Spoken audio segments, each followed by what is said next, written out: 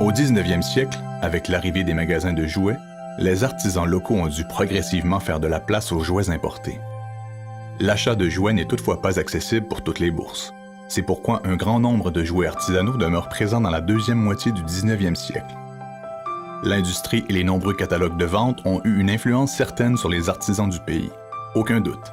Les jouets sont le reflet des développements sociaux et technologiques mondiaux. Voici une charrette de facture artisanale.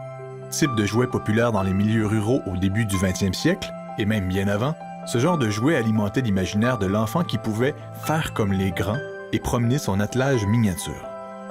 Cette charrette à 2 roues est faite de bois. La personne qui l'a fabriquée a pris soin de peindre quelques détails sur le cheval. Elle a surtout apposé de petits trous sous les pattes du cheval pour faciliter le mouvement du jouet.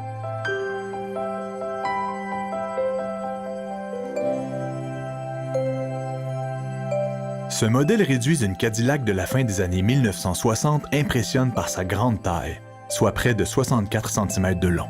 Pourtant, il s'agit bien d'un jouet et non d'un modèle réduit destiné aux collectionneurs. Le jouet manque de détails et démontre une finition légèrement moins soignée. Elle n'en demeure pas moins un exemple très intéressant des produits offerts par l'industrie de l'époque. En fait, Nomura Toys, plus connu sous le nom de TN, débute la fabrication de jouets dans les années 1940. C'est un des fabricants japonais les plus prolifiques au niveau de la fabrication de jouets en fer blanc d'après-guerre, aussi appelé Tin Toy. Il se spécialisait dans les modèles de voitures, d'avions et de robots.